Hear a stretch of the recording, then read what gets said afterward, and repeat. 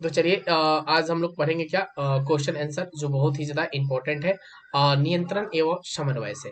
तो नियंत्रण एवं समन्वय से बहुत ही ज्यादा इंपॉर्टेंट क्वेश्चन जो आपके बोर्ड एग्जाम 2023 के लिए बहुत ही ज्यादा इंपॉर्टेंट है। तो पूरे क्वेश्चन को जो है जरूर आप लोग रीड कर लीजिएगा। तो पहला क्वेश्चन जो है आपके सामने यहाँ आया, ऑब्जेक्टिव क्वेश्चन है आपके सामने, यानी शॉर्ट क्वेश्चन है आपके सामने यहाँ कि बेसिक मोटाबेलिक दर क्या है। बेसिक मोटावेलिक दर क्या है, इस क्वेश्चन को देखेंगे हम। तो BMR यानी बेसिक मोटावेलिक रेट, यानी बेसिक मोटावेलिक दर यह थायरकिक्स के प्रभावित से होता है, यह हाइपर डायरोजियम से बढ़ता है और हाइपोपोथाइज को जन्म में क्या होता है, यह घटता है। ओके। उसके बाद दूसरा क्वेश्चन जो है आपके सामने है कि PNS और CNS का पूरा नाम क्या है। तो PNS का पूरा नाम पेरिफेरल तंत्र, ठीक है। और दूसरा CNG का पूरा नाम है केंद्रीय तंत्रिका तंत्र, CNS। तो यह क्वेश्चन जो है इंपॉर्टेंट थोड़ा है, तो इस क्वेश्चन को जो है आप लोग थोड़ा सा जरूर ध्यान में रख के चलिएगा। उन लोग का थोड़ा तीसरा नंबर क्वेश्चन आपके सामने यहाँ कि मस्तिष्क का सबसे बड़ा भाग का नाम बताइए। मस्तिष्क के सबसे बड़े भाग का नाम क्या होता है, प्रमस्तिष्क मस्तिष्क का सबसे बड़ा भाग है, ठीक है।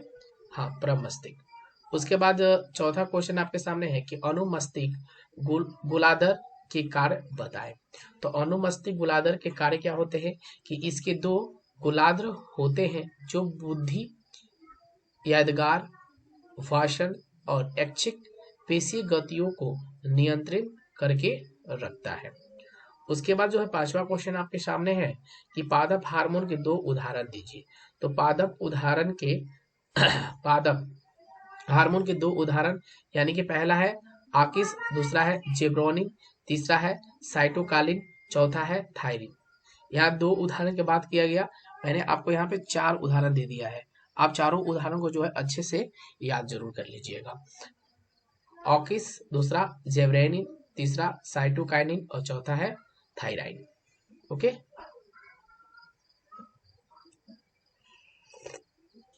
डाउट से कॉल कर सकते हैं। क्वेश्चन संख्या 6, क्वेश्चन संख्या 6 जो है आपके सामने दिया गया है कि नियंत्रण और समन्वय क्या है। नियंत्रण एवं समन्वय क्या है।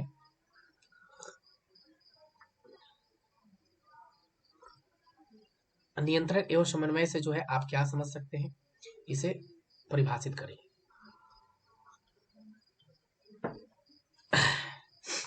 आंसर में होगा कि जीवधारियों के शरीर में प्राकृतिक रूप से उपलब्ध ऐसी रासायनिक और शरीर किरणात्मक व्यवस्था जिनके द्वारा शारीरिक क्रियाओं की आवश्यकता नियंत्रण में रहती है और विभिन्न अंगों के बीच आपसी तालमेल बना रहता है, उसे ही हम कहते हैं नियंत्रण एवं समन्वय, ठीक है। नियंत्रण एवं समन्वय क्या होता है कि हमारी बॉडी में जो है, हमारी बॉडी को जो है संचालन अच्छे ढंग से जो करता है, हमारी बॉडी का संचालन जो है अच्छे ढंग से करता है, उसकी क्रियाएं चारों तरफ से जो है हमारे शरीर को संतुलन बनाए रखती है, उसे ही हम कहते हैं क्या, नियंत्रण एवं समन्वय, ठीक है। उसके बाद 7 नंबर क्वेश्चन बोला गया आपसे कि दो तंत्रिका तंत्रिका कोशिका यानी कि न्यूरॉन के मंत्र अंतर्ग्रथन सिपनेस में क्या अंतर है।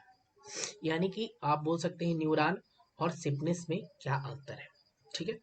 यहाँ दिया गया है अंत ग्रथन पर विद्युत तरंगों के रूप में आने वाले तंत्रिका आवेग रसायन का स्राव प्रेरित करता है। ये रसायन ये रसायन जो है सिंपेक्स के पार करके अगली तंत्रिका कोशिका समान तंत्रिका आवाह उत्पन्न करती है। यानी कि हमारे जो है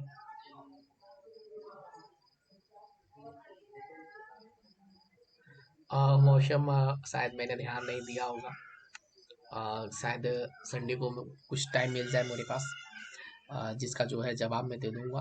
आप बुरा ना मानो, आपका जवाब जो है 101% मैं दूंगा। आज दूं या 2 दिन बाद दूं, मैं दूंगा, मैं हर किसी का जवाब जो है फील्ड में देता हूँ। ऐसा आप माँ बोलिए कि सर आप देते नहीं है, मैं दे दूंगा, आप टेंशन ना लो। जैसे मैं फ्री होता हूँ आपको मैं आंसर टोटल दे दूंगा, ठीक है, आप टेंशन ना लो, ठीक है, ओके। हाँ, उसके बाद 8 नंबर क्वेश्चन बोला गया है, मस्तिष्क का कौन सा भाग शरीर की स्थिति तथा संतुलन का अनुरक्षण करता है। यानी मस्तिष्क का कौन सा भाग जो है शरीर की स्थिति तथा संतुलन का अनुरक्षण करता है।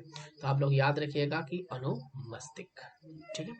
उसके बाद 9 नंबर क्वेश्चन बोला गया है कि एक अगरबत्ती की गंध का पता कैसे लगाते हैं। ये थोड़ा सा इंपॉर्टेंट क्वेश्चन है कि हम अगरबत्ती के गंध का पता कैसे लगाते हैं। यानी कि हमें अगरबत्ती हमारे घर में जलता है, पूजा होती है, तो उसकी सुगंध जो हमारे नाकों में आती है तो हम तुरंत बोल देते हैं कि अगरबत्ती की गंध है। तो ये इसका कुछ टेक्निकल इशू है कि अगरबत्ती का गंध का पता अग्र मस्तिष्क द्वारा लगाया जाता है, ठीक है।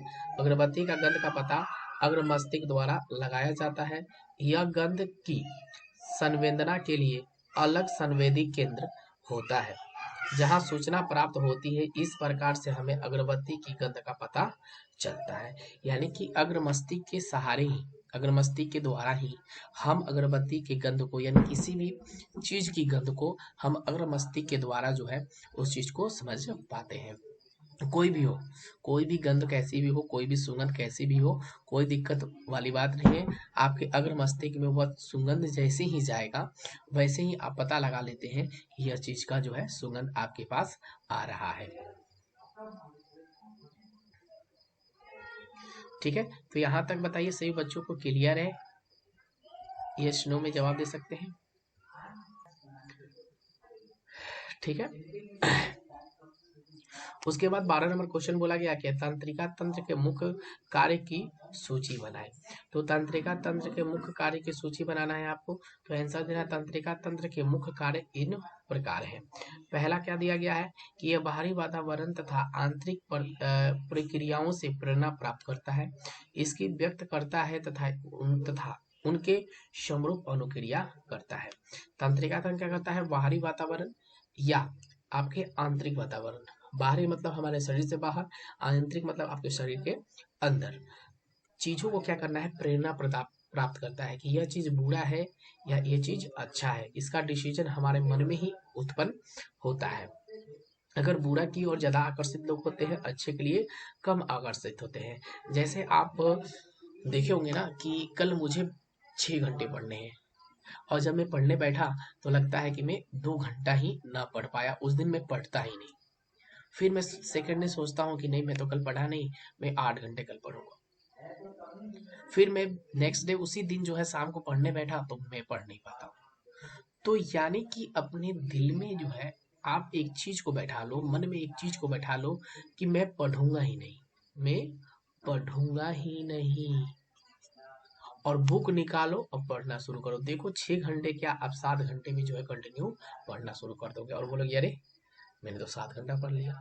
फिर नेक्स्ट डे में नहीं नहीं नहीं मैं पढ़ने वाला नहीं, फिर पढ़ने बैठिए और देखिए कि 6-7 घंटे पढ़िए। यानी कि आपके मन में जो भी बातें उठ रही है ना, उन मन की बातों को दबाना सीखिए। जिस दिन दबा दीजिएगा ना उस दिन आप सफलता की सीढ़ी पे जरूर चल जाइएगा। तो सफलता की सीढ़ी पाना है तो अपनी मन की बातों को दबाइए और आप मन की बात ना सुनते हुए अपना कार्य कंटिन्यू करते रहिए।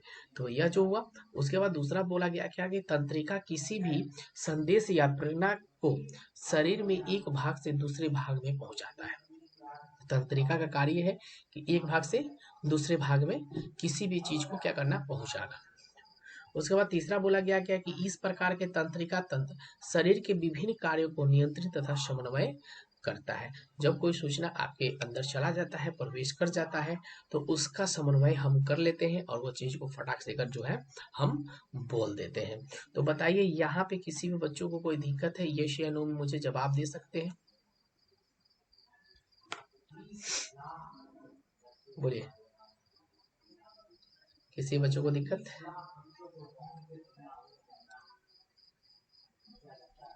क्लियर है?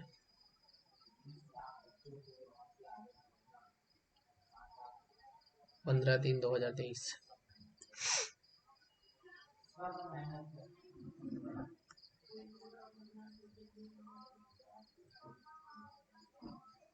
चलिए चलिए 12 नंबर क्वेश्चन देखेंगे यहाँ पे कि मानव मस्तिष्क के का सरल स्पष्ट आरेख नामांकित चित्र को भी वर्णन करें। तो मानव मस्तिष्क का जो है, मानव मस्तिष्क के विभिन्न कार्य गणना हम तो कर सकते हैं बिल्कुल आसानी से, लेकिन चित्र जो है आपको बनाना है, फिगर जो है आपको बनाना है। मैंने बहुत सारा फिगर जो है आपको दिखाया है। तो मानव मस्तिष्क का जो है फिगर आपको पहले बना लेनी है 1 नंबर, ठीक है। उसके बाद जो है मानव मस्तिष्क का संरचना यानी कि आप फिगर बना लीजिए। उसके बाद यहाँ बोला है मस्तिष्क के निम्न निम्न जो है मुख्य कार्य कौन कौन से हैं। तो इसके मुख्य कार्य जो है यहाँ पे देखिए मैंने 5-6 रखा है इसके महत्वपूर्ण कार्य। तो पहला देखेंगे यहाँ पे सबसे पहला है कि मस्तिष्क सभी संवेदी अंगों से आवेग को ग्रहण करता है। यानी हमारा जो मस्तिष्क है हर किसी बातों को क्या करता है अपने अंदर अवशोषित करता है यानी अंदर खींचता है। उसके बाद दूसरा जो है मस्तिष्क में संवेद आवेगों को विश्लेषण होता है। सुर उतार देने से के लिए सूचनाओं की उचित कार्यवाही हेतु वह प्रेरक तंत्रिका कोशिकाओं द्वारा पेशी ग्रंथियों आदि को क्या करता है यह भेजता है। यानी कोई भी जो हम कार्य कर रहे हैं तो उसको अंदर बोलने की क्रिया, सोचने की क्रिया, गाना गाने की क्रिया, वो जो सभी क्रियाएं जो है हमारा मस्तिष्क ही संचालित करता है। उसके बाद तीसरा बोला गया है यहाँ पे कि मस्तिष्क की चेतना और ज्ञान के रूप में यह जो है भंडारित रहते हैं। यानी कि हम अपने माइंड का जितना भी इस्तेमाल करेंगे, जितना यूज करेंगे, उतना माइंड जो है हमारा विकसित होगा। हम लोग अपने माइंड को यूज ही कहाँ करते हैं, मुझे नहीं आता मैं नहीं करूंगा, जो मन में आया वो चीज बोल दो। अरे कुछ तो डिफरेंट जाके सोचिए, कुछ डीपली जाके तो सोचिए, तब जाके जो है आपको पूरे क्लियर ढंग से, अच्छे ढंग से जो है किसी चीज का विकास कर पाइएगा। अगर ऊपर ही ऊपर अगर आप सोचते हैं ना, किसी भी चीज का जो है विकास संभव नहीं है। तो मस्तिष्क जो है चेतना ज्ञान के रूप में क्या है भंडारित है, यह मेमोरी कार्ड है। यह मेमोरी कार्ड कभी जो है फुल होने वाला नहीं है। उसके बाद 4 नंबर बोला है कि विभिन्न संवेदी अंगों से प्राप्त आवेगों या उद्दीपनों एवं विभिन्न शारीरिक क्रियाओं का समन्वय एवं नियंत्रित मस्तिष्क द्वारा जो है होता है। हर क्रियाकलाप जो है हम मस्तिष्क के द्वारा ही संपन्न कर पाते हैं। उसके बाद 5वां यहाँ बोला गया है मस्तिष्क सोच, विचार, बुद्धि और चेतना के अंग के रूप में महत्वपूर्ण भूमिका अदा करता है। सही बात है कि हमारे चतुराई का केंद्र है मस्तिष्क। कहीं भी हम कोई संकट में पड़ते हैं अपने दिमाग का इस्तेमाल करते हैं, कहीं झूठ बोलना होता है तो दिमाग का इस्तेमाल कर देते हैं, कहीं सच बोलता है तो दिमाग का इस्तेमाल करते हैं। यही चतुराई का क्या है केंद्र बना हुआ है। पिछले अनुभवों के आधार पर व्यवहार को परिवर्तन मस्तिष्क द्वारा संभव जो है हो पाता है। यानी अपने मस्तिष्क से किसी का भी दिल जीता जा सकता है और किसी से लात भी खाया जा सकता है। तो मस्तिष्क की वजह से ही है। ज्यादा उत्तेजना होगिएगा तो कहीं पिटा जाइएगा, कहीं प्रेम से रहिएगा तो आराम से सफल हो जाइएगा। तो बताइए अब मुझे यहाँ पे किसी भी बच्चों को कोई दिक्कत है, लग रहा है कि हम मुझे कहीं दिक्कत है, डाउट है, तो कॉल कर सकते हैं या आप मुझे कमेंट करके यस नो में जवाब दे सकते हैं।